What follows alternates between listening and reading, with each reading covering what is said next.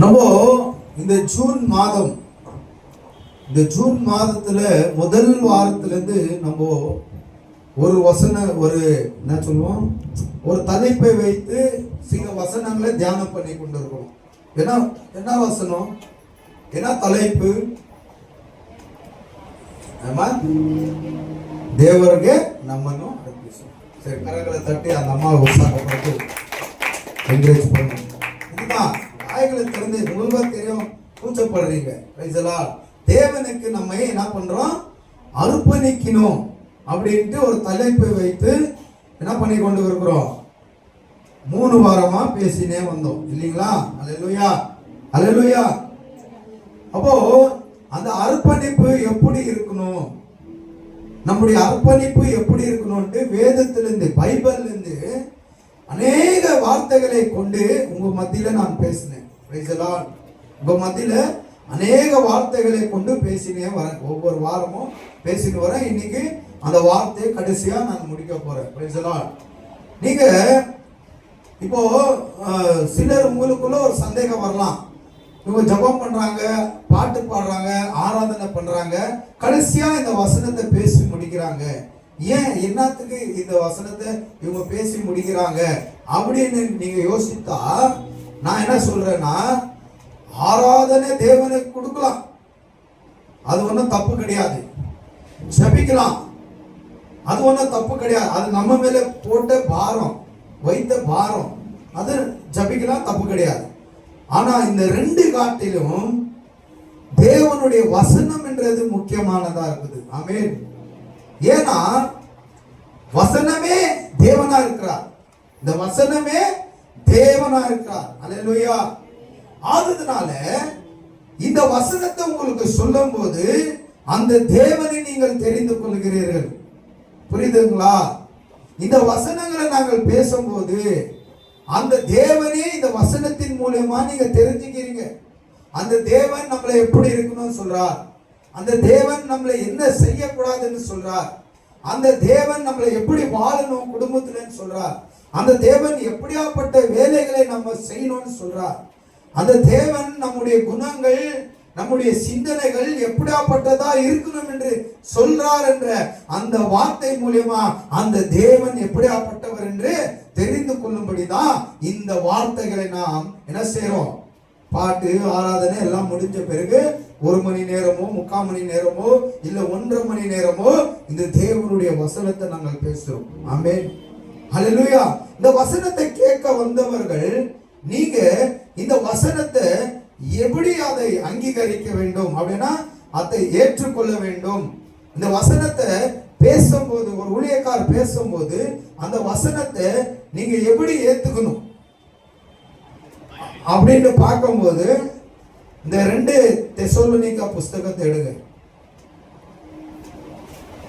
2 தெசலோனிக்கா புஸ்தகத்தை எடுத்து அந்த வசனத்தை, பேசுற வசனத்தை நீங்க எப்படி எடுத்துக்கணும் ஆண்டவரே சொல்றார். மறுபடி அந்த வசனத்தின் மூலமாவே ஆண்டவர் சொல்றார், அந்த வசனத்தை நீங்க எப்படி அங்கீகரிக்க வேண்டும். படிமா 2 தெசலோனிக்கா 5ஆம் அதிகாரம் 16ஆம் வசனத்திலிருந்து படிங்க.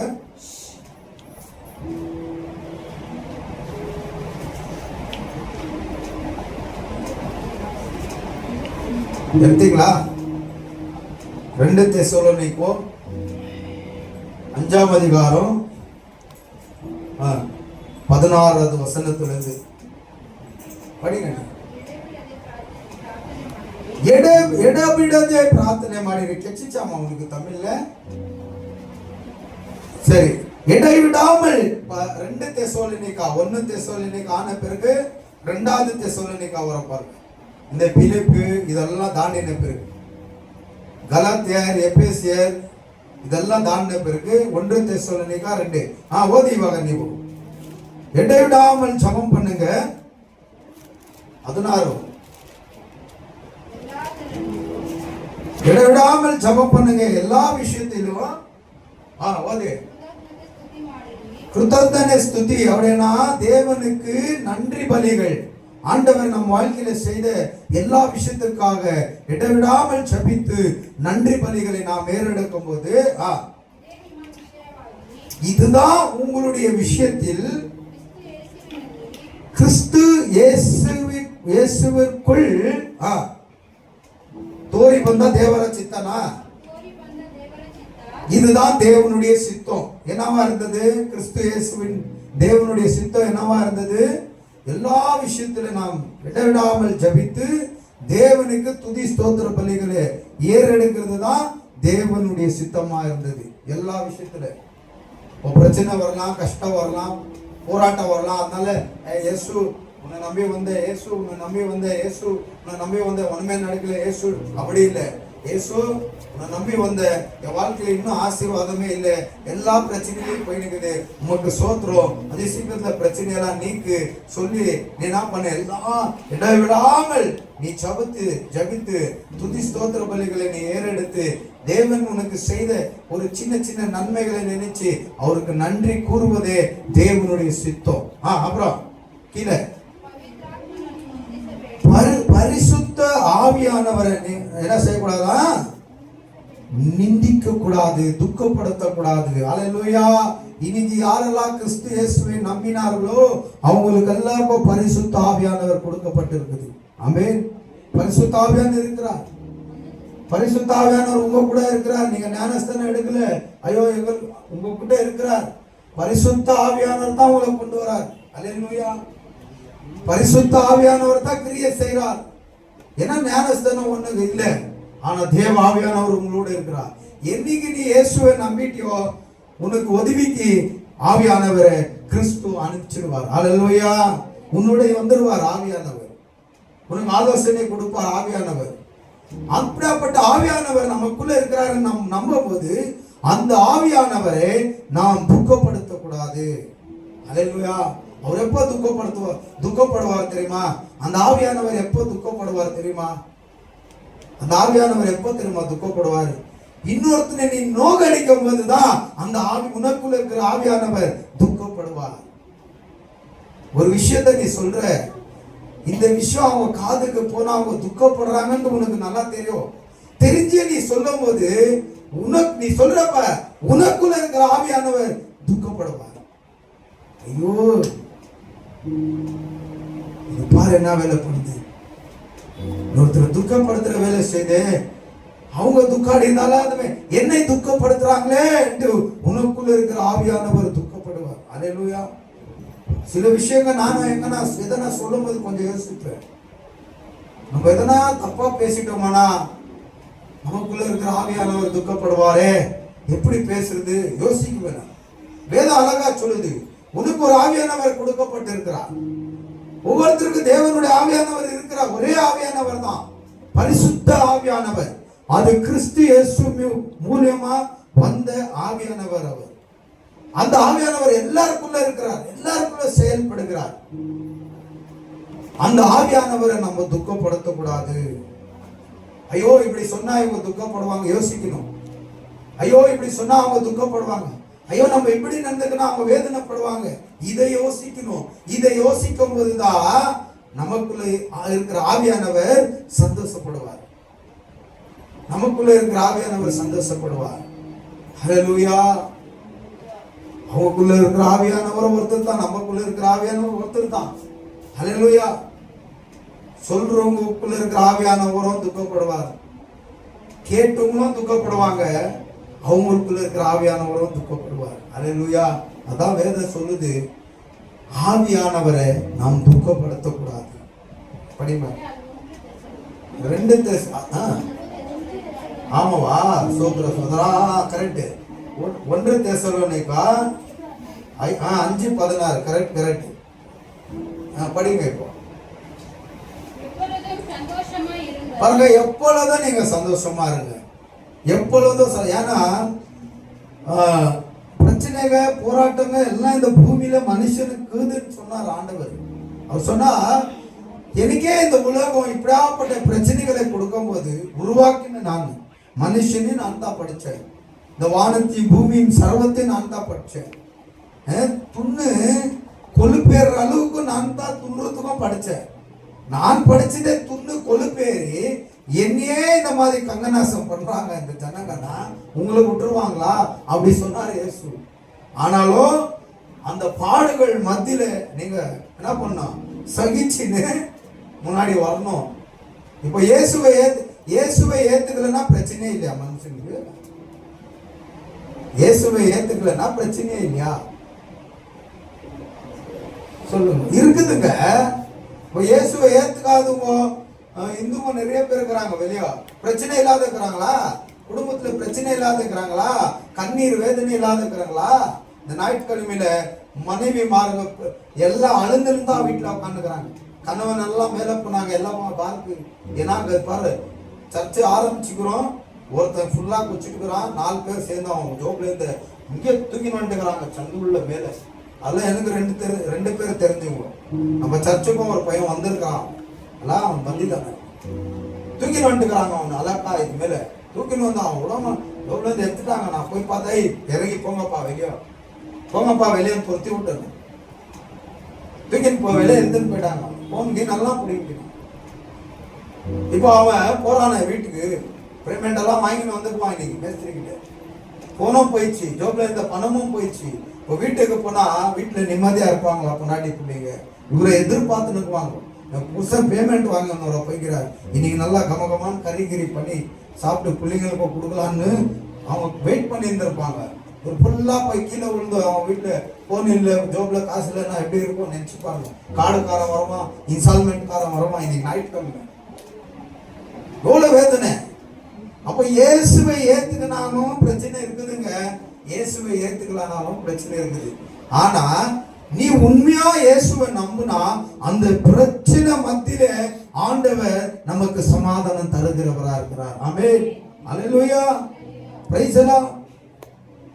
புரியுதுங்களா நான் சொல்றது? இன்னைக்கு நிறைய பேர் அதுதான் பண்றாங்க, நிறைய பேர் அதுதான் பண்றாங்க. நம்ம சர்ச்சுக்கு போறோம், ஒன்னும் சமாதானம் இல்ல. அதுதான் இயேசு சொல்லிட்டார் ஒரு இடத்துல, நீ போ விவசாயக்காரன்கிட்ட போ, அந்த வயல் வழியா போ, நின்று பாரு அவன் என்ன பண்றான். அவன் முதல் தன்னுடைய வேலை அது என்ன பண்ணான், வளர்ந்து அறுத்து வித்து சாப்பிடுறதுக்கு அவன் முதல் என்ன பண்றான், காஞ்சி போன அந்த பூமிய மாடை வச்சு என்ன பண்ணான், ஏறு ஓட்டணும். கஷ்டம் தானே அது. இப்பெல்லாம் மிஷின் டிராக்டரு, அப்பெல்லாம் அந்த மாடு பின்னாடி விட அவன் ஏறி நிக்கணும். அது மாடு போக அது கஷ்டம்தான். அப்புறமா என்ன பண்றான், கல்லுங்களெல்லாம் பொறுக்கி குட்டா நான் பார்த்துருக்கிறேன். அந்த செடி கில்லு எல்லாம் பொறுக்கி அங்க போடுறான். மழை வருதோ இல்லை தண்ணி பாய்ச்சறானா அது அவன் இஷ்டம். அதெல்லாம் ஈரமா மாறணும். சரியான மழையை அவன் எதிர்பார்க்கணும். அந்த மழைக்கு ஏத்த விதையை அவன் போடணும். போட்டு என்ன பண்றான், இது இன்னைக்கு போட்டு நாளைக்கு போய் பார்க்கறான் நான் வந்துச்சான்னு வெயிட் பண்ணணும் இல்லைங்களா? வெயிட் பண்ணணும். கொஞ்சம் நாள் ஆகும், ஒரு 3 மாசம் ஆகும், 4 மாசம் ஆகும். ஒரு அரிசி வச்சா 6 மாசம் ஆகுதான். ஒரு அரிசி நெல் போட்டா ஒரு 6 மாசம் ஆகுது. வெயிட் பண்ணும். கஷ்டம் தான் ஆரம்பம், ஆனா வெயிட் பண்ணும். எவ்வளவு நாள் வெயிட் பண்றானோ அப்புறமா போய் பார்க்கறான், முகத்துல ஒரு சந்தோஷம் வருது. எல்லாம் வளர்ந்து நிக்குது, கொத்து கொத்தா வளர்ந்து நிக்குது. வேலைக்காரனை வச்சு என்ன பண்றான், அறுத்து அதை தட்டி மூட்டை கட்டுறான். ஒரு 100 மூட்டை சேருது, ஒரு 100 மூட்டை சேருது. ஒரு மூட்டைக்கு ஒரு 1000 ரூபாய் அப்படின்னாலும் 100 மூட்டைக்கு எவ்வளோ ஆச்சு, 1 லட்சம் ரூபாவா? 1 லட்சம் ரூபாய். அவன் ஒரு 50,000 பட்வாலை போட்டு இருக்கிறான், கூலி கீலி எல்லாம் சேர்த்து. இப்போ அவன் மனசுக்கு எவ்வளவு நிக்குது, 50,000 லாபம் நிக்குது. அப்ப அவன் எவ்வளவு சந்தோஷப்படுவான் நினைச்சு பாருங்க. படுவானா பட மாட்டான், பாதிக்கு பாதி எனக்கு லாபம் வந்துச்சுன்னா. அதுதான் இயேசு சொன்னார், நீ போய் அவனை பார், அவன் முதல் வேலை என்ன, கஷ்டப்படணும். போட்டுருந்தா வந்துச்சுன்னா அதோட மதிப்பே தெரியாது. அந்த முன்ன தேவன் ஆசீர்வதிச்சுன்னா அந்த ஆண்டவருடைய குணங்கள், அவருடைய அன்பு, அவருடைய அற்புதம் தெரியாது. அதனால வெயிட் பண்ணும். நீ நிறைய பேரு அற்புதமே நடக்கலன்னு ஓடுகிறாங்க. ஆனா வெயிட் பண்றவன், காத்திருக்கிறவன், பொறுமையா காத்திருக்கிறவன் கண்டிப்பா தேவனுடைய ஆசீர்வாதத்தை அவன் பெற்றுவான். அல்லேலூயா, பிரைஸ் தி லார்ட். அப்புறம் இடைவிடாமல் ஜெபம் பண்ணுங்க. கஷ்டமா இருக்கட்டும், வேதனை இருக்கட்டும், பிரச்சனை இருக்கட்டும், இல்ல சந்தோஷமா கூட இருங்க, பரவாயில்ல. நீங்க என்ன பண்ணணும், ஜெபம் பண்றதை கத்துக்கணும். Price the Lord. ஒரு நாளைக்கு நான் 3 முறை ஜெபிக்கிறேன். ஒரு 10 நிமிஷம், 15 நிமிஷம், 1/2 மணி நேரம் நான் ஜெபிக்கிறேன்ட்டு ஒரு தீர்மானத்தை எடுத்துக்கோங்க. அல்லேலூயா. அதுதான் இடைவிடாமல் ஜெபிக்கிறது. ஒரு மனுஷன் ஒரு நாளைக்கு 7 முறை ஜெபிச்சான், இன்னொரு மனுஷன் ஒரு நாளைக்கு 3 முறை ஜெபிச்சான். அல்லேலூயா. ஜெபம்ன்றது முக்கியமான விஷயமா இருக்கிறது. இடைவிடாமல் நாம் ஜெபிக்கணும். எல்லா காரியத்திலும் எல்லா விஷயத்திலும் நீங்க இருக்கும்போது தேவனுக்கு ஸ்தோத்திரம் பண்ணோம். அப்படி செய்வது கிறிஸ்து இயேசுக்குள் உங்களை குறித்து தேவனுடைய சித்தமா இருக்கிறது. இதை செய்தா அது தேவனுடைய சித்தத்தை செய்தது போல. ஆமென். அல்லேலூயா. இதை தெரிஞ்சுக்கங்க. ஸ்தோத்திரம் பண்ணுங்க. ஒரு ஜுரம் வந்தா ஸ்தோத்திரம் பண்ணுங்க. ஒரு சாப்பிடும் போது ஸ்தோத்திரம் பண்ணி சாப்பிடுங்க. ஆண்டவரே, எனக்கு கொடுத்த இந்த ஆகாரத்துக்காக உமக்கு நன்றி. இன்னைக்கு இந்த சாப்பாடு இல்லாம எத்தனையோ பேர் இருக்கிறான், அவனுக்கும் அந்த சாப்பாடை கொடுங்கப்பா, உமக்கு ஸ்தோத்திரம். அல்லேலூயா. ஒரு நல்ல பேமெண்ட் கை போடும்போது ஸ்தோத்திரம் பண்ணுங்க. அல்லேலூயா. ஒரு நல்ல துணி போட்டாலும் ஸ்தோத்திரம் பண்ணுங்க. அல்லேலூயா. ஒவ்வொரு விஷயத்துக்கும் நீங்க ஸ்தோத்திரம் பண்ணுங்க. இன்னைக்கு எங்க மகன் ஃபர்ஸ்ட் கிளாஸ் டிகிரியில பாஸ் ஆயிட்டு இருக்கிறார். அது நாங்க வேற சர்ச்சில் வெள்ளிக்கிழமை உபாச பிரேயர் இருந்து அங்க நானும் பாஸ்டர்மா போய் அந்த பாஸ்டருக்கு சொல்லி அங்க எல்லாம் ஜெபம் பண்ணாங்க. நாங்களும் ஜெபம் பண்ணோம் எல்லாம் சேர்ந்து. சோதரம் ஆண்டவருக்கு நன்றி செலுத்துங்க. எல்லாம் நம்மளாலே முடிஞ்சிச்சு அப்படின்னா ஆண்டவரை நம்ம தள்ளி வச்சது போல ஆயிடும். எந்த விஷயத்திலோ அவரை நாம் சார்ந்தவர்களாக இருக்கணும். ஆனா வேதம் சொல்கிறது, வாழ்கிறவன் இனி தனக்காக வாழாத நமக்காக மரித்து உயிர்த்தெழுந்தார் பாருங்க, அந்த கிறிஸ்து இயேசுக்காக வாழணும். ஹல்லேலூயா. Praise the lord. இன்னும் வாழ்றவன் நான் அல்ல, எனக்குள்ள கிறிஸ்துவே வாழ்றார். என்னைக்கு நீ ஞானஸ்தானம் எடுத்துட்டியோ அன்னைக்கே கிறிஸ்துவின் ஆவி உனக்குள்ள வந்தது. இனி வாழ்றது நீ அல்ல, உனக்குள்ள கிறிஸ்து வாழ்றார். ஆமென். ஹல்லேலூயா. இந்த விஷயங்களை நாம தெரிஞ்சுக்கணும்னா, இந்த விஷயத்தை நம்ம புரிஞ்சுக்கணும்னா ஆட்டோமேட்டிக்கா ஆசீர்வாதத்துக்குள்ள போயினே இருக்கலாம். அல்லேலூயா. இன்னைக்கு ஒரு ஆசீர்வாதம் நம்மளை எதிர்த்து வருதுன்னா பின்னாடியே பிரச்சனைகளும் எதிர்த்து வரும். பெருசா பிரச்சனைகளை எதிர்த்து நமக்கு மேற்கொண்டு வரும்போது நீங்க நினைச்சுக்கணும் என்ன தெரியுமா, ஏதோ ஒரு பெரிய ஆசீர்வாதம் என்னை நோக்கி வந்து கொண்டு இருக்குது முன்னாடி இப்படி. அதனால இந்த பிரச்சனை என்ன பின்னாடி துரத்தின்னு வந்துருக்குது. இந்த பிரச்சனை காட்டிலும் தேவன் அனுப்பின ஆசீர்வாதம் பெருசுன்ட்டு நமக்குள்ள அந்த விசுவாசம், அந்த தாட் நமக்குள்ள வந்துடணும். அல்லேலூயா. இன்னைக்கு எனக்கு நிறைய பிரச்சனை தான், ஆனா ஜபிக்கிற எல்லாமே பண்ற ஒரு விஷயத்தை நான் நினைக்கிறேன், இந்த பிரச்சனைகள் மத்தியில தேவன் ஏதோ ஒரு பெரிய அதிசயத்தை வச்சிருக்கிறார். அதுக்குதான் இந்த பிரச்சனையை இப்படி ஓடிய வந்து நிற்குது பின்னாடி. ஹல்லேலூயா.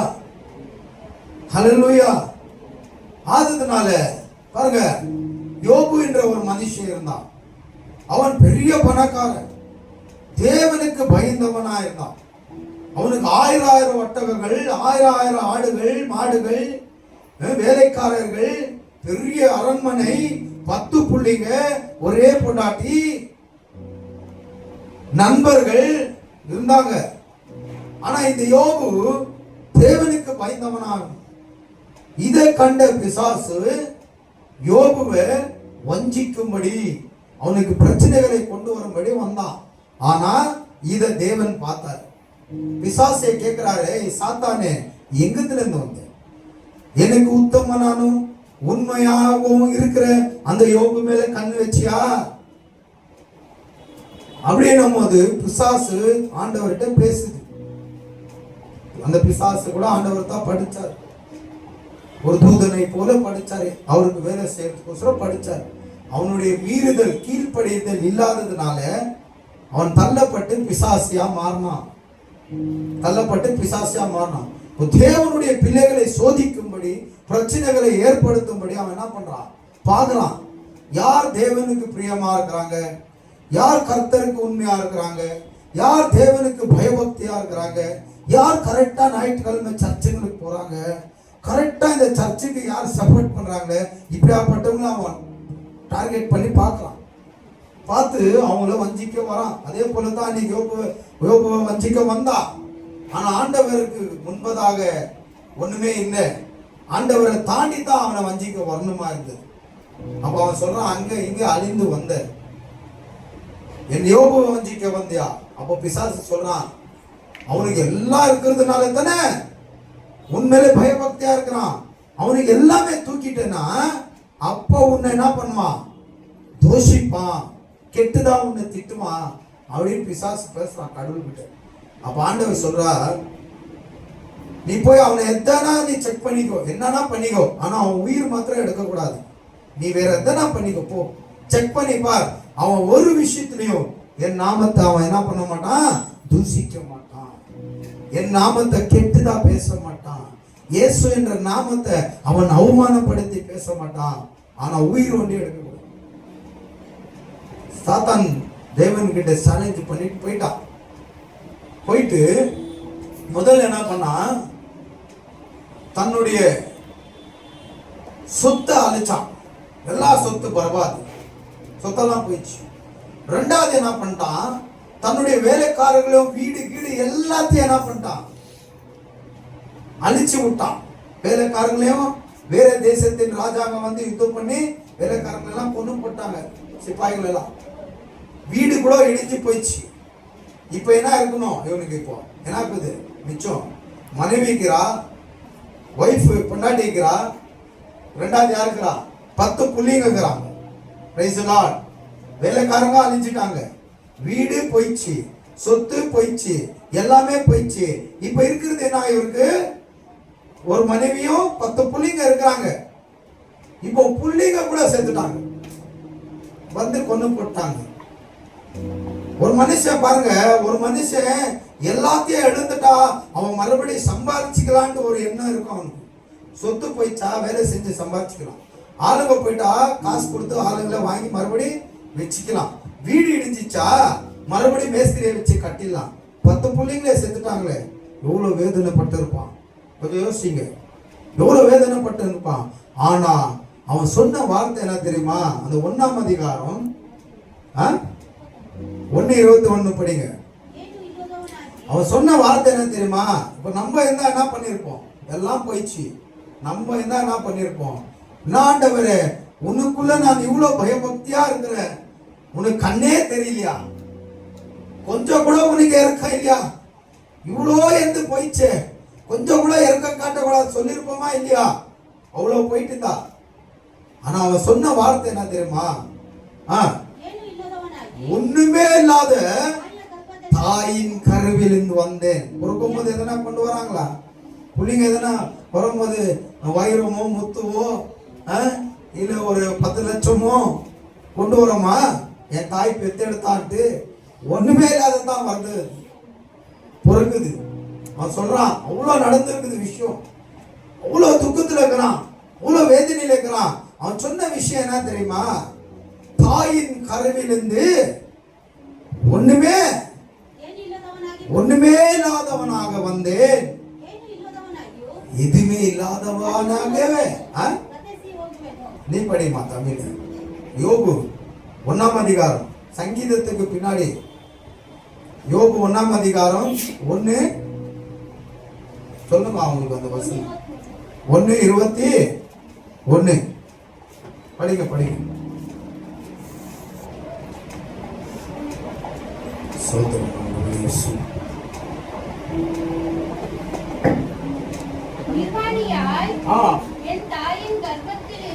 புரியுதுங்களா? நிர்வாணியா என் தாயின் கருவிலிருந்து வந்தேன், நிர்வாணியாகவே அவ இடத்துக்கு திரும்பேன். இன்னைக்கு பொறுக்கும் போதும் ஒன்னும் கொண்டு வரதில்ல, போகும்போதும் ஒன்னும் கொண்டு போகுதுன்னு சொல்றாங்க இல்லையா? அதே தான் அவர் சொல்றாரு. ஒண்ணுமே இல்லாத வந்த, ஒண்ணுமே இல்லாத போக போறேன். தேவனே கொடுத்தார், கர்த்தரை எடுத்துக்கொண்டார், கர்த்தருடைய நாமத்துக்கு ஸ்தோத்திரம். இன்னைக்கு நம்ம சொல்ல முடியுமா? அப்படி நம்ம படிச்சோம் அந்த 1 தெசலோனிக்கர் 5ஆம் அதிகாரம் 16 இடவிடாமல் தேவனுக்கு நன்றி சொல்லி ஜெபம் பண்ணி ஸ்தோத்திரம் பண்ணி பாருங்க. இடவிடாமலனா இவனுக்கு எல்லாம் போய் வேதனையில உட்காந்து அழுந்துன்னு என்ன பண்றான்? எப்படி ஜெபிக்கிறான்? ஆண்டவரே கொடுத்தார், ஆண்டவரே எடுத்துக்கொண்டார், ஸ்தோத்திரம் ஆண்டவருக்கு, அல்லேலூயா, பிரைஸ் தி லார்ட், ஸ்தோத்திரம்ன்றான். இன்னைக்கு யார் சொல்ல முடியும்? ஒரு பிரச்சனை, ஒரு ஆசீர்வாதம் முன்னாடி நமக்கு இருக்குதுன்னா ஒரு பிரச்சனை பின்னாடி இருந்தே இருக்கும். Price the Lord.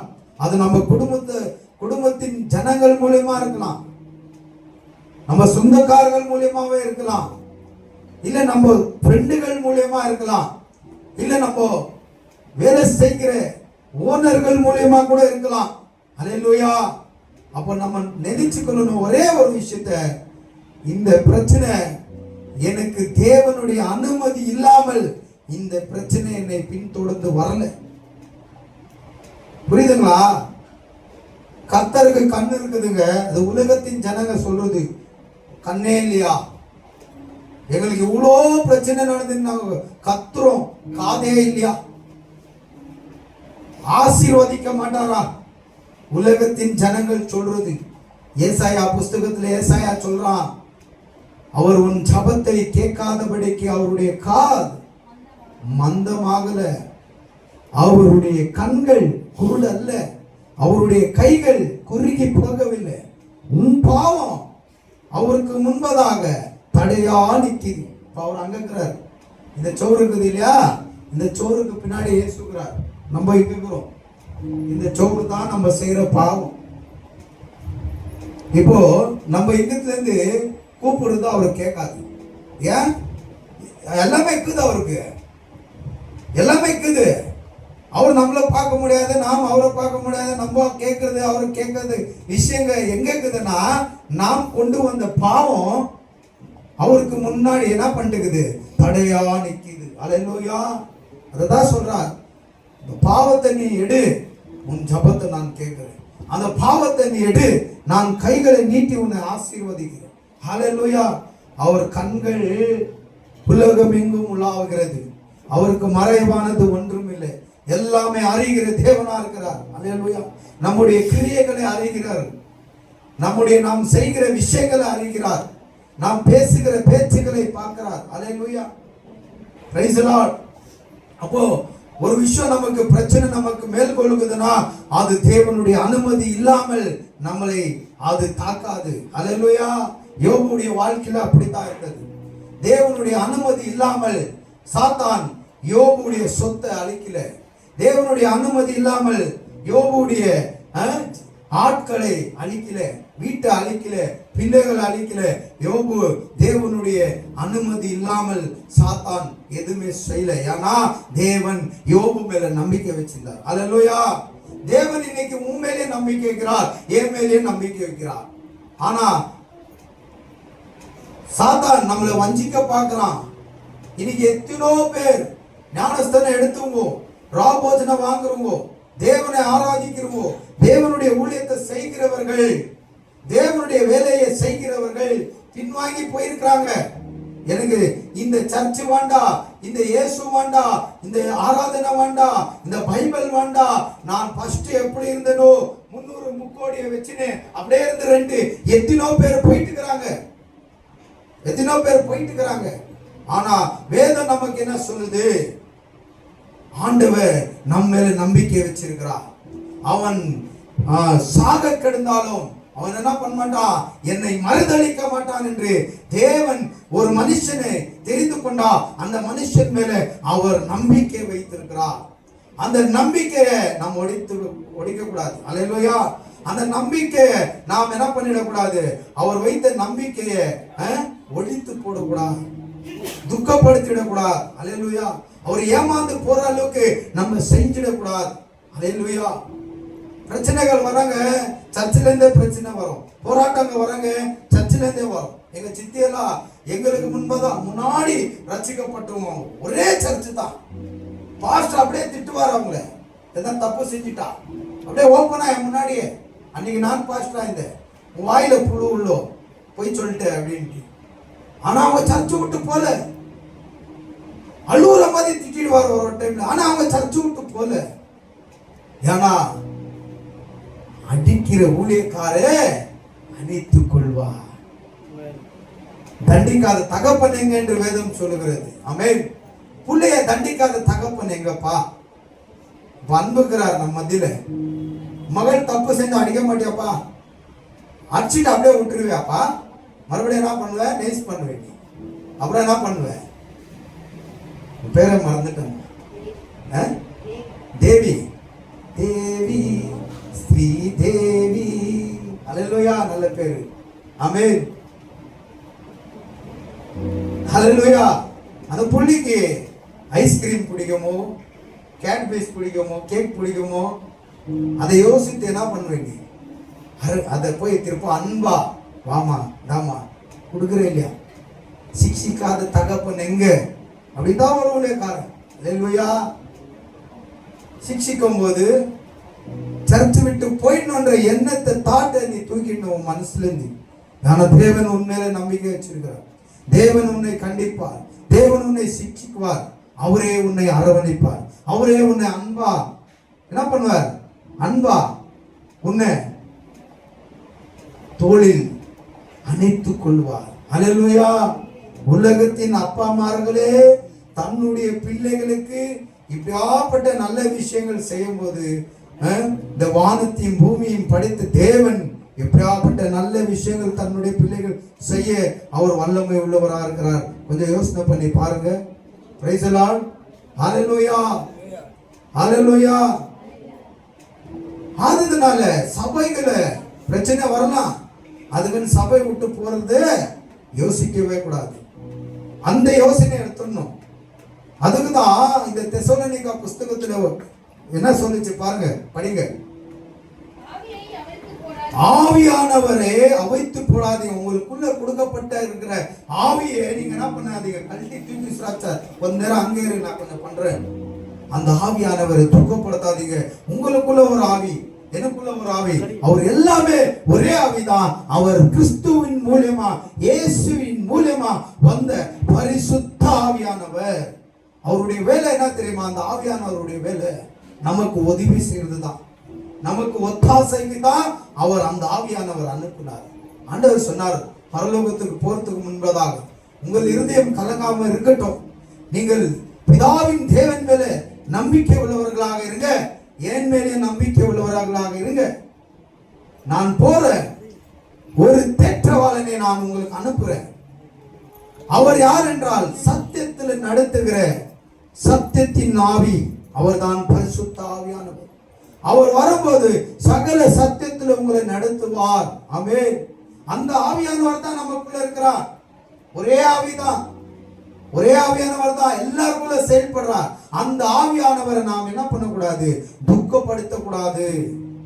அப்புறம் தீர்க்க தரிசனங்களை அல்பமா அசடையா எண்ணக்கூடாது. தீர்க்க தரிசனம் என்ன தெரியுமா? இன்னும் எனக்கு அந்த வரம் ஆண்டவர் கொடுக்கல. ஆனா எனக்கு ஒரு முறை கொடுத்தார் தீர்க்க தரிசனத்தை. அதை நான் மறுபடி அது சரியாக பயன்படுத்தல. இதே ரோட்ல அந்த காய்கறி கிட்ட நின்று இந்த இடத்தை நான் பார்த்தேன். அப்போ இந்த இடம் ஒண்ணுமே இல்லை, இங்க எல்லாம் வெட்டாந்தரையா இருந்தது, மொட்டை மாடி. தரிசனத்தை கொடுத்தா, இந்த இடத்துல உனக்கு சர்ச்சை தருவேன், காசு இல்ல தரையா, துட்டு இல்ல தரையா, ஆத்மா இல்ல தரையா, எனக்கு ஞானம் இல்ல தர, வேதம் வேதத்தின் ரகசியங்கள் புரியல, புரிய வைக்கிற ஒரு தரிசனத்தை ஆண்டவர் எங்களுக்கு வெளிப்படுத்தினார். அன்னைக்கு கொடுத்த சர்ச்சு தான் இது. 9 வருஷம். அல்லேலூயா. 9 வருஷம். எவ்வளவோ பிரச்சனை வந்துச்சு, எவ்வளவோ போராட்டம் வந்துச்சு. பிரச்சனை ஆரம்பத்தில் வரும்போது இந்த காரத்து ஸ்பீக்கர் தான் வச்சு இந்த உருளுண்டு ஆரம்பத்தில் பயங்கர பிரச்சனை. ஆனா இன்னைக்கு எவ்வளவு ஸ்பீக்கரை வச்சிருக்கிறோம் பாருங்க. நாங்க எங்க அந்த பிரச்சனை, எங்க அந்த பிரச்சனை? ஒரு பிரச்சனை வருதுன்னா ஏதோ ஒரு நல்லது நடக்குது. ஆமென். உனக்கோ எனக்கோ ஏதோ ஒரு பிரச்சனை வருதுன்னா ஏதோ ஒரு நல்ல விஷயம் நடக்குது. தேடி பாரு, அந்த பிரச்சனையே காணும். இங்க ஜோரா கத்துறோம், ஜோரா பாட்டு பாடுறோம் இல்லையா, அன்னைய பாஷையில கூட கத்துறோம் இல்லையா, எங்க அந்த பிரச்சனை பண்றோம் காணும். ஆண்டவர் சொல்றார், இன்னி கொஞ்ச நாள்ல உன்னுடைய எதிரியை தேடினாலும் அவன் காணாத போயிடுவான். ஆமென். வார்த்தை உண்மை உள்ளது. கர்த்தருக்கு விரோதமா, கர்த்தருடைய பிள்ளைகளுக்கு விரோதமா, அந்த பிள்ளைகளுக்கு அந்த ஆசீர்வாதத்துக்கு விரோதமா எந்த அம்பும் வாய்க்காமல் போகும் என்று வேதம் சொல்லுகிறது. ஆனா பிரச்சனை வரும், அந்த பிரச்சனையை சம்பாதிக்கணும். அதை சம்பாதிக்கத்தான் நமக்குள்ள பரிசுத்த ஆவியானவர் அனுப்பிச்சிருக்கிறார். நம்ம நினைச்சுக்கணும் நம்மளால எதுவுமே பண்ண முடியாது. நம்மளால எதுவும் பண்ண முடியாது. நமக்குள்ள இருக்கிற ஆவியினால எல்லாமே பண்ண பலன் உண்டு. அதான் பவுல் சொல்றார், உலகத்தில் இருக்கிற அந்த பிரச்சனைகளை காட்டிலும் அந்த மனிதர்களை காட்டிலும் எனக்குள்ள இருக்கிற தேவன் பெரியவர், ஆவியானவர் பெரியவர். அந்த ஆவியானவரை நம்ம துக்கப்படுத்திடக்கூடாது. அந்த ஆவியானவரை நம்ம கண்ணிட்டி அப்படி தூக்கி அசாட்டியா விசிறச்சிடக்கூடாது. எப்பொழுதும் தேவ ஆவியானவர் நமக்குள்ள செயல்பட்டு கொண்டிருக்கிறார் என்ற அந்த யோசனைக்குள்ளே சிந்தனைக்குள்ளேயே நம்ம வாழணும். அப்புறம் எல்லாத்தையும் சோதிங்க. இந்த பாஸ்டர் பேசுற வசனத்தை சோதிங்க. பாஸ்டர் வாரம் ஒரு மாசத்துக்கு ஒரு பிரசங்கம் தான், ஒரு தலைப்பு தான். எல்லா சர்ச்சில் கொஞ்சம் அப்படியெல்லாம் இல்லை. சோச்சா பார்த்தல்ல, ஹல்லேலூயா. சாப்பிட்டா ஒரு லட்டு முழுசா சாப்பிடணும். நீ அப்பதான் நீ உனக்கு திருப்தி அடையும். சாப்பிட்டா ஒரு பால்காவா முழுசா சாப்பிடணும். கொஞ்சம் பால்காவாவையும் கொஞ்சம் லட்டியும் கொஞ்சம் காரா பூந்தியும் அது கூட கொஞ்சம் மிக்சர் போட்டு சாப்பிட்டா என்ன ஆகும்? லூஸ் மோஷன் தான். ஹல்லேலூயா. சாப்பிட்டா முழுசா சாப்பிடு தேவனுடைய வார்த்தையை. அதுக்கு தான் நம்ம என்ன பண்றோம், ஒரு மாசத்துக்கு ஒரு தலைப்பை வைக்கிறோம். Price the Lord. அந்த தலைப்பை வச்சு அந்த ஒரு மாசம் மட்டும் அந்த 4 வாரம் அந்த பிரசங்கத்தை நாங்க பண்றோம். ஹல்லேலூயா. Praise the lord. அப்போ அந்த பிரசங்கம் 4 வாரம்னா எவ்வளவு ஆச்சு? 6 ஹவர் அதை பிரசங்கம் பண்றோம். ஒரு மாசத்துக்கு 6 ஹவர் பிரசங்கம். அந்த பிரசங்கத்துல கூட உங்களுக்கு புரியாத பேண்ட் இஞ்சி துண்ணை குரங்கு மாதிரி முழிச்சா நான் என்ன பண்ண முடியாது. அது கண்டு சம்பி தூக்கி வந்து அடிச்சா உங்களுக்கு அந்த பிரசங்கத்தை ஓட்ட முடியும். சொல்லுங்க, அது நீங்க புரிஞ்சுக்கணும். புரியலன்னா என்ன வந்து கேட்கணும். எனக்கு தெரிஞ்சா நான் சொல்றேன், இல்லைன்னா இன்னொரு மூத்த ஊழியக்காரர்கிட்ட போன் பண்ணி கேட்டு நான் உங்களுக்கு சொல்றேன். ஹல்லேலூயா. ஆனா நானும் அவ்வளவு படிச்சவன் அல்ல, படிப்பறிவு இல்லை. ஆனா இயேசுவின் நாமத்துல எனக்குள்ள இருக்கிற ஆவியானவர் எனக்கு உதவி செய்கிறார் என்று நான் நம்பி இருக்கேன். Price the Lord. அப்புறம் சோதித்து பாருங்க. இந்த ஊழியக்காரங்க பேசுகிற வார்த்தையே நல்ல விஷயத்தை நீங்க என்ன பண்ணுங்க, ஊழியக்காரர் பேசுற நல்ல விஷயத்தை நீங்க என்ன பண்ணுங்க, புடிச்சுக்குங்க. 1000 விஷயம் நல்லது பேசியிருப்பாரு, ஒரு 10 விஷயம் உன்னை திட்டுற மாதிரி பேசியிருப்பாரு. நீ என்ன பண்ண, 1000 விஷயம் நல்லதை புடிச்சுக்கோ. இல்லையா? 1000 விஷயம் எனக்கு தேவையில்லையா, 10 விஷயம் யாரை பார்த்து நீ பேசுன இப்படி கேக்குறியா? 1000 விஷயம் நீ நல்லது பேசிக்கலாம், எப்படியா ஒரு விஷயம் என்ன தப்பா பேசுன இப்படி கேக்குறியா? ஹல்லேலூயா. இந்த வார்த்தையை நான் புரிஞ்சுக்கிறதுக்கு 5 வருஷம் ஆச்சு. இந்த ஒரு வார்த்தையை நல்லதுமானது நம்ம எல்லாவற்றிலும் சோதித்து பார்த்து நல்ல விஷயத்தை பிடித்துக்கோ. இந்த வசனத்தை எனக்கு புரியறதுக்கு 5 வருஷம் ஆச்சு. ஆனா அன்னைக்கே புரிஞ்சிட்டு இருந்தா நான் என் ஊழியக்கார கூடவே இருந்திருப்பேன் இன்னைக்கு மட்டும். ஹல்லேலூயா. அன்னைக்கு எனக்கு புரியல, நலமானதெல்லாம் விட்டுட்டேன் நான். அந்த 10 விஷயம் எனக்கு தப்பாக கோவர மாதிரி பேசினார் பாரு, அதை தான் யோசிக்க ஆரம்பிச்சிட்டேன். ஆனா அது கர்த்தர் சித்தமா இருந்திருக்கலாம். அதை யோசிக்கும் போது தான் இன்னைக்கு உங்களை பார்க்கிறேன். நான் அங்கே இருந்தா உங்களை பார்த்திருப்பேனா? நான் எங்கேயோ, நீங்க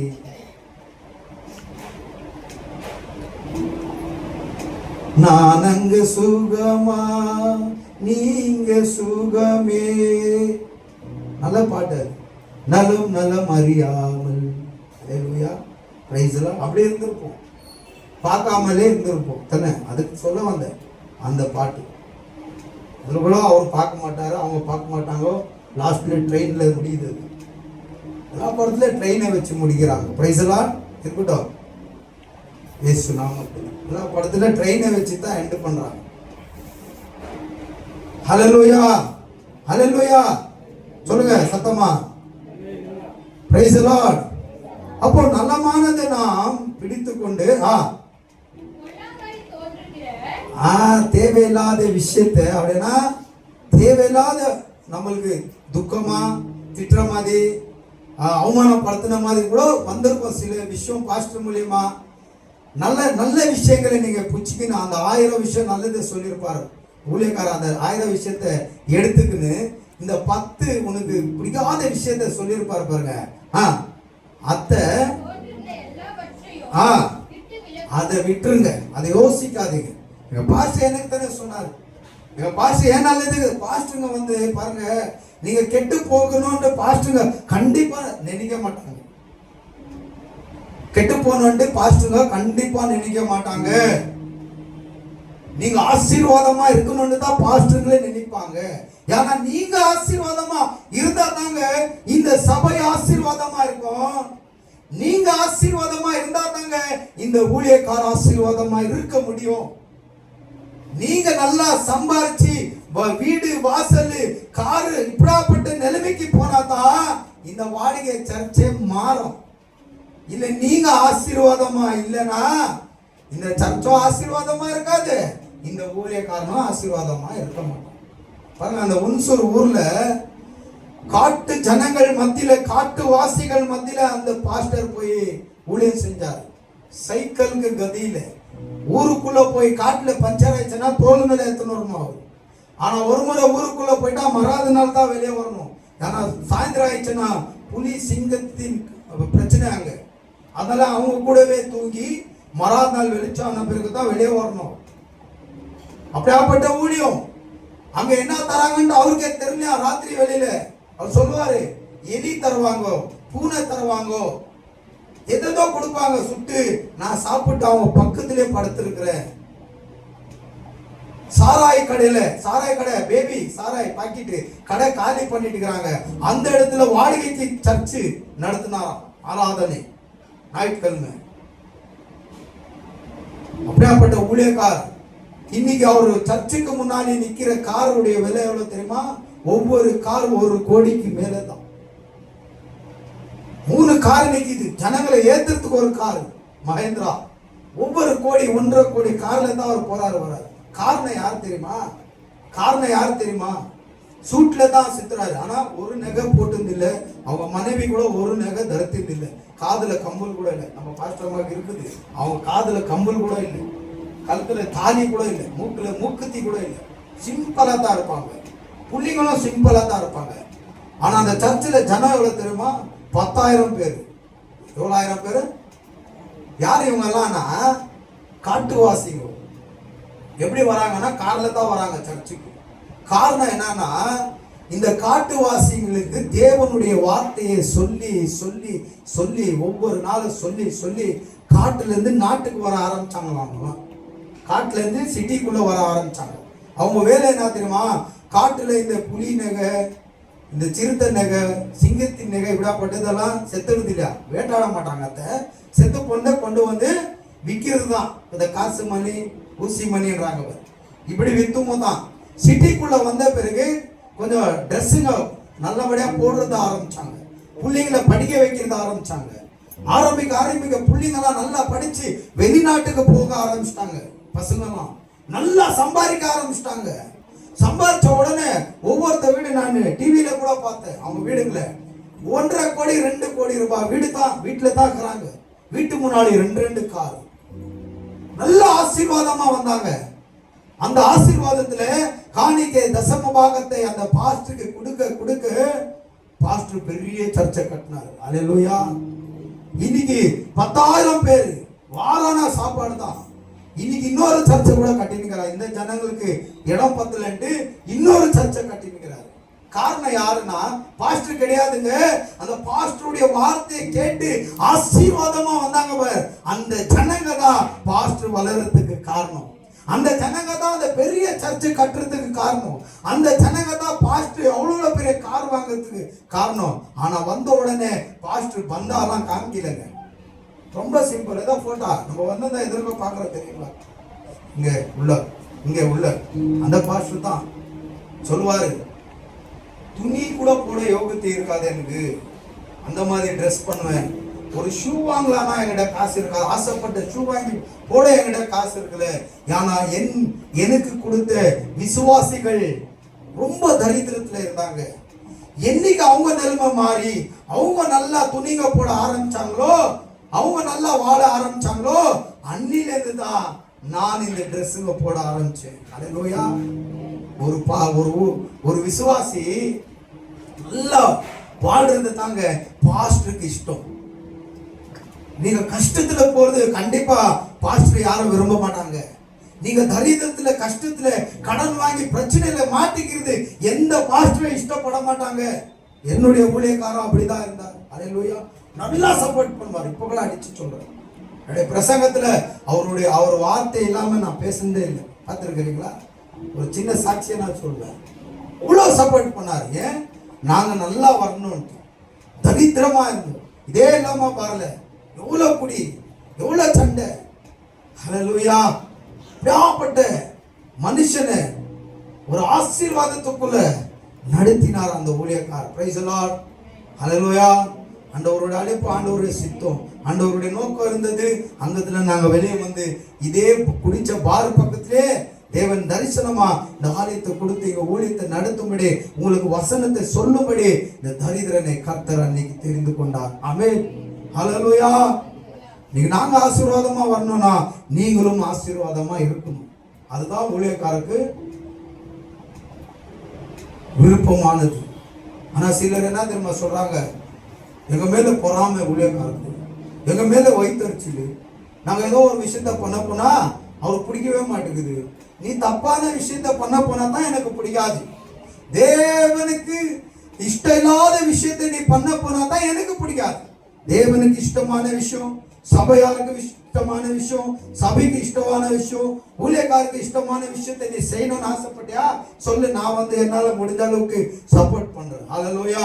இந்த சர்ச்சில் 3 கல்யாணத்தை நடத்திருக்கிறேன். இயேசுவின் நாமத்தில் என்னுடைய அனுபவத்தில் சொல்றேன், 3 கல்யாணத்தை நடத்திருக்கிறேன். ஹல்லேலூயா.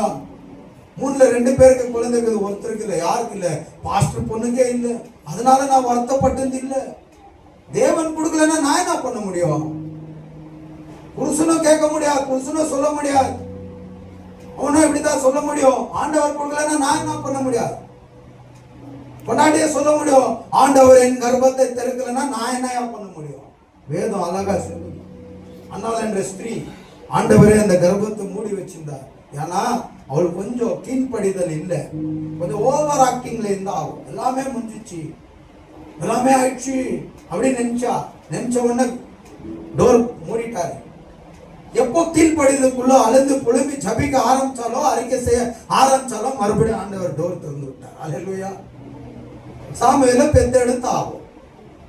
நேரம் வரும், கல்லுனால குழந்தை கொடுக்கறதுக்கு தேவனுக்கு அற்புதம் இருக்குதுன்னா, என் பொண்ணுக்கு ஒரு குமாரனோ குமாரத்தை தரத்துக்கு அவருக்கு தெரியாதா? காலம் வரும். நம்பி விசுவாசிக்கணும், நம்பி விசுவாசிக்கணும். 100 வயசுல ஒரு கேள்விக்கு, ஒரு கிழவனுக்கு மனைவி மூலியமா குழந்தை பிறகுது 100 வயசுலனா, அல்லேலூயா. அது அவருக்கு தெரியாதுன்னா நம்முடைய குடும்பத்துல என்ன தரணும்னு அவருக்கு நல்லா தெரியும். அல்லேலூயா. Praise the lord. அதனால நாம் விசுவாசத்தை இழந்து போயிடக்கூடாது. பிரச்சனை வருதுன்ட்டு பின்வாங்கி போயிடக்கூடாது. பாஸ்டர் இப்படி சொல்லிட்டாருன்ட்டு நீ மனசுல வச்சுக்கோ. என்கிட்ட வந்து சொல்லு, பாஸ்டர் நீ சொன்னது எனக்கு பிடிக்கவே இல்லை, நான் மன்னிப்பு கேட்டுறவன் காலில் விழுந்து.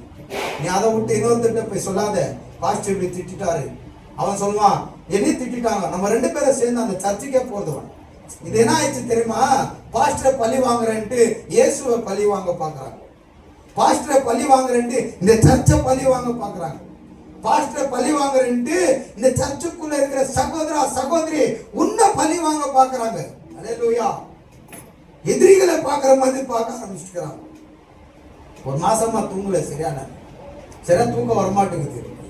ராத்திரியெல்லாம் பொழும்பிக்கணும், ராத்திரியெல்லாம் யோசிச்சுன்னு அழுந்து ஜபம் பண்ணிக்கணும். அல்லேலூயா. ஆனா தப்பு பண்ணவங்க நிம்மதியா தூங்குறாங்க, தப்பே பண்ணாதவங்க தூக்கமே வரமாட்டேங்குது. Price the Lord. இருக்கட்டும், ஒரு நாள் இந்த பிரச்சனை எல்லாம் மாறிடும். அதனால நலமான விஷயம் பாஸ்டர் ஒரு 10 விஷயம் உனக்கு நல்லதா சொல்லியிருப்பா, அந்த நல்லதை புடிச்சுக்கோ, அந்த வழியில வாழு. பாஸ்டர் உன்னை கண்டிக்கிற மாதிரி ஒரு 5 விஷயத்தையோ இல்ல ஒரே விஷயத்த சொல்லிதான் தூக்கி உன் மனசுல போட்டு, ஆமா என் நல்லது சொன்னாருன்ட்டு விட்டுறாத. அல்லேலூயா. இதுதான் தேவனுடைய சித்தம். அப்ப இந்த வார்த்தை எதுக்குன்னு சொன்னேன் தெரியுமா? ஆரம்பத்துல ஆராதனை முக்கியம், ஜபம் முக்கியம், காணிக்கை முக்கியம், எல்லாம் முக்கியம். ஆனா வசனம் முக்கியம். எதுக்கு இந்த வசனம்? எதுக்கு? இந்த வசனம் தான் தேவன். இந்த வசனத்தை நீங்க சொல்லும் போது அந்த தேவன் யார் என்று நீங்கள் தெரிந்து கொள்வீர்கள். அந்த தேவனுடைய அன்பு எப்படியாப்பட்டது என்று நீங்கள் புரிந்து கொள்வீர்கள். அந்த தேவன் உனக்காக எனக்காக எப்படியாப்பட்ட ஆசீர்வாதங்களை வைத்திருக்கிறார் என்று நம்ம கண்களால பார்க்க முடியும். ஆமென். கைகளால தொட முடியும். இயேசுவின் நாமத்துல தொட முடியும், பார்க்க முடியும். அதுக்கு தான் வசனம். அந்த வசனம் உன்னை அடிக்கிற மாதிரி வரும், இல்ல உன்னை தூக்கி கொஞ்சிற மாதிரி கூட வரும். தூக்கி கொஞ்சிற மாதிரி வருகிற வசனத்தை வச்சுக்க உள்ள. உன்னை அடிச்சிச்சு பாரு, அதை மறந்துரு. அல்லேலூயா. அதை நீ யோசிச்சுனே நின்பே, சாத்தானுடைய ஆவி வருவான். உன்னை அப்படியே என்ன பண்ணிடுவான், யோசிக்க வச்சு, கோவர வச்சு, உன்னை இந்த அன்புல இருந்து, இந்த பிரசன்னத்துல இருந்து உன்னை அழகா தூக்கிட்டு போயிடுவான். கொத்தி பிறாந்தல் வந்து கோழி கொஞ்சம் கொத்தி தூக்குற மாதிரி தூக்கிடுவான். Price the Lord. ஆனா நீ கர்த்தருக்கு பயந்தவனா இருக்கும்போது, அந்த பிறாந்தல் வரும்போது, அந்த தாயான கோழி எப்படி அந்த பிறாந்தலுடைய சத்தத்தை கேட்ட உடனே, அது ஒரு சிக்னல் கொடுத்த உடனே அந்த குஞ்சுகள் எல்லாம் அந்த ரக்கைக்குள்ள எப்படி மூடிக்குதோ, அப்படி உன்னதமானவர் உன்னை என்னையும் மறைத்துக் கொள்வார். ஆமென். ஒரு நெகிழுக்குள்ள வைத்துக் கொள்வார். அவர் சிறுகைக்குள் மூடி மறைத்துக் கொள்வார். இதுக்குதான் வசனம். இந்த வசனத்தை நம்ம கேட்கறதுக்கு தான் நம்மளை முழுமையா அர்ப்பணிக்கணும். முழுமையா அர்ப்பணிப்பு. ஐயோ இந்த ஞாயிற்றுக்கிழமை நான் எனக்கு அங்க வேலை இருக்குது, ஐயோ இந்த ஞாயிற்றுக்கிழமை இந்த வீட்டுல பங்கன் இருக்குது, ஐயோ நான் சர்ச்சுக்கு போக முடியாது, இப்படி யோசிக்க கூடாது. ஐயோ இந்த ஞாயிற்றுக்கிழமை ஆண்டவர் என்ன பேசுறார், அவருடைய வார்த்தை எப்படியாப்பட்டது, இன்னைக்கு அந்த வார்த்தையை நான் கேட்க போனோம். மற்ற வேலைகள் எல்லாம் நான் போயிட்டு வந்து தான் பார்ப்பேன். அல்லேலூயா. இந்த எண்ணத்துக்குள்ள வரணும், இந்த மனசுக்குள்ள வரணும். அல்லேலூயா.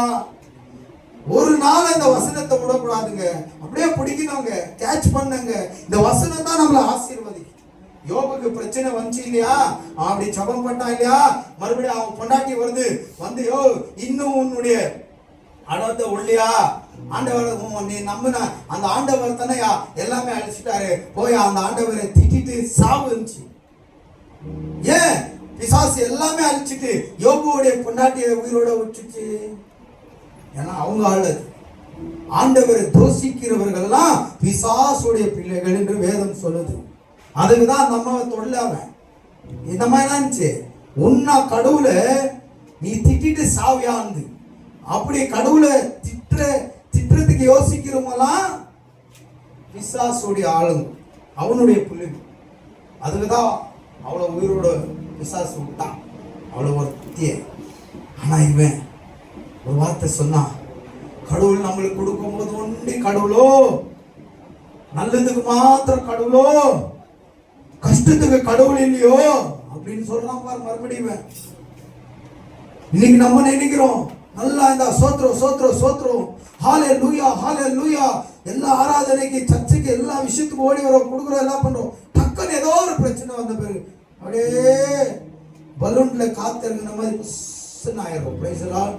இன்னைக்கு அப்படிதான் உட்கார்ந்துருந்தேன் நான். இங்கே 9:30 மணிக்கு மட்டும் அப்படிதான் உட்கார்ந்துருந்தேன். கண் திறந்து பார்க்கறதுக்கு யாரும் காணும். காத்தடிச்சின்னு வந்த பலூன் எப்படி காத்து இறங்கிச்சு, அப்படி இறங்கிட்டு மறுபடியும் உங்களெல்லாம் பார்த்த உடனே அந்த காத்து ஆட்டோமேட்டிக்கா வந்து வந்துச்சு. ஹalleluya. praise the lord.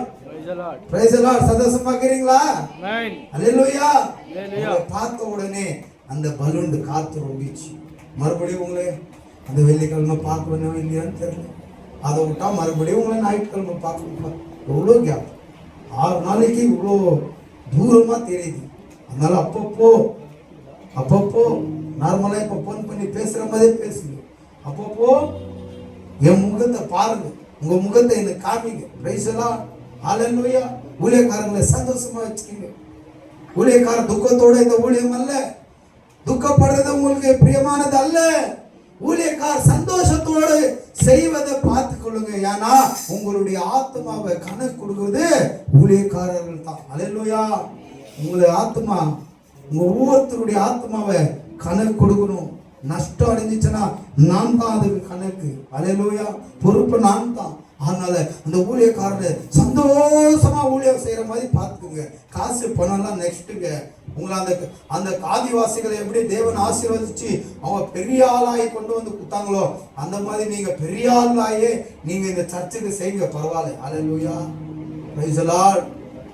praise the lord. காசு பணம் அல்ல. இருக்கிறது நம்ம கொஞ்சம் பேரு. கர்த்தர் அப்பா கொடுத்த ஊழியம் சபைக்கு அவர் தான் தலையா இருக்கிறார். நாம் எல்லாம் அங்கங்களாக இருக்கிறோம்.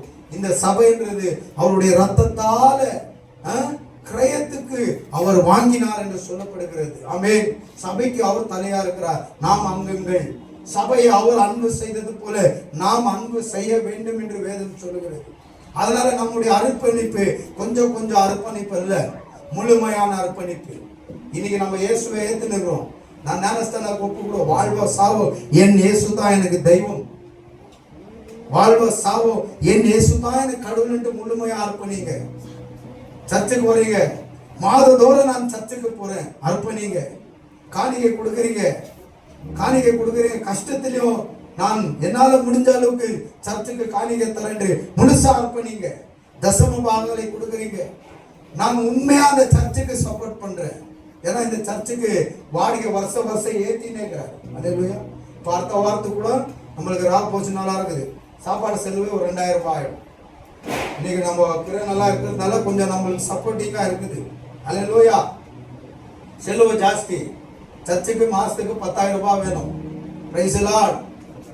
இன்னைக்கு உங்க ஊழியக்காரருக்கு வேலை கம்மியா இருக்குது, எனக்கும் தேவைகள் அதிகமா இருக்குது. அதுக்கு தான் அந்த ஆல் நைட் பிரேயர், என்ன வெள்ளிக்கிழமை ஆல் நைட் பிரேயர், அதுக்கு தான் சொல்லுது. நம்முடைய குறைகள், நம்முடைய கஷ்டங்கள் எல்லாத்தையும் கர்த்தர் நீக்கி நம்முடைய தேவைகளை தேவன் சந்திக்கணும். அதுக்கு தான் ஆல் நைட் பிரேயர். அல்லேலூயா. கஷ்டமே இல்லை எனக்கு, எல்லாம் 3 நல்லா இருக்குதுன்னு கை தூக்குங்க பார்க்கலாம். குடும்பத்துல வீட்டுல இல்லையே, எல்லாருக்கும் கஷ்டம் இருக்குது. அதை போக்குறதுக்கு தான் தேவனிடத்துல கெஞ்சி மன்றாடணும். ஏன்னா துக்கத்தோட செய்கிற ஜபம் தான் கர்த்தருக்கு பிரியம். என்னது முறிந்த மனசுள்ளவர்களுக்கு தேவன் சங்கீதம் 34 சொல்லிச்சு, 18 நம்ம படிச்சோம். அல்லேலூயா. துக்கமாக்குறது ஆண்டவருக்கு பிடிக்காது. நாம் போய் ஆல் நைட்டு தூக்கத்தை விட்டு நாம் ஜபிக்கும் போது ஆண்டவர் பார்ப்பார், என் பிள்ளைங்களுக்கு தேவைகள் அதிகமா இருக்கிறது. அவர் துக்கப்படுவார். துக்கப்பட்டு நம்ம தேவைகளை அவர் சந்திப்பார். அல்லேலூயா. அதனால நம்முடைய அர்ப்பணிப்பு முழுமையான அர்ப்பணிப்பா இருக்கணும். அந்த முழுமையான அர்ப்பணிப்புல நாம் அநேக ஆசீர்வாதங்களை கர்த்தர் வச்சிருக்கிறார். அல்லேலூயா. முழுமையான அர்ப்பணிப்புல தேவன் ஆசீர்வாதத்தை வச்சிருக்கிறார். அல்லேலூயா. நீ எதை விதிக்கிறியோ அதை அறுப்பாய். நீ எதை பேசுறியோ அதுதான் உனக்கு ரிப்பீட் கிடைக்கும். நீ எதை செய்யறியோ அதுதான் உனக்கு ரிப்பீட். நீ நல்லது செய்தா உனக்கு நல்லது ரிப்பீட். நீ கெட்டது செய்தா உனக்கு கெட்டது ரிப்பீட். நீ நல்லதை விதிச்சா நல்லதை அறுப்பாய், கெட்டதை விதிச்சா கெட்டதை தான் இருப்பா என்று வேதம் சொல்லுகிறது. அதனால நாம் எச்சரிக்கையா இருப்போம். வார்த்தைகளை கேட்கறது மாத்திரம் இல்ல, இந்த வார்த்தையை கேட்டு அதுபடி நாம் நடக்க உடனே ஆகாது, கத்துக்கணும். Price the Lord. உடனே ஆகாது. நான்லாம் மாறுறதுக்கு 6-7 வருஷம் ஆச்சு. அல்லேலூயா. மாறுறதுக்கு ஒரு தம் அடிக்க விட முடியல என்னால. தண்ணி அடிக்கிறது விட்டேன், தம் அடிக்கிறது விட முடியும். அங்கத்துல இருந்து இங்க வருவேன், ரயில் ரோட்டு குடிச்சிட்டு அமிச்சிட்டு அங்கே கீழே வாட்ச் போயிட்டு வச்சுட்டு டீ கடையில் வந்து கை கழிச்சிட்டு சாக்லேட் போட்டுன்னு போயிடும். அப்போ கூட வாசனை அடிக்கும். பாஸ்ட் பார்க்குவார் இதெல்லாம். அல்லேலூயா. உடனே ஆகாது. ஆனால் வார்த்தை நமக்குள்ளே போக போக இந்த வார்த்தை நமக்குள்ளே கிரியேட் செய்யும். ஆமென். அப்போ நம்ம எல்லா பழைய வாழ்க்கை என்ன ஆகிடும், ஒளிந்து போயிடும். நாம் கர்த்தருக்கு பிரியமான வாழ்க்கைக்குள்ளே வந்துடுவோம். எல்லாம் எழுந்து நிற்போம் இந்த நேரத்தில்.